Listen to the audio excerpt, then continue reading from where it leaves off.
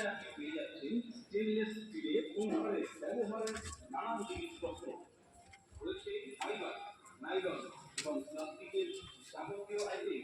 সামনে এসে না দেখলে বিশ্বাস না এমন সমস্যার দামে এমন সুন্দর সুন্দর জিনিস পাওয়া যায়। আমাদের এখানে পাবেন ভর্তি 20 টাকা স্টিলের চা থাকলেই 20 টাকা, স্টিলের প্লেট 20 টাকা।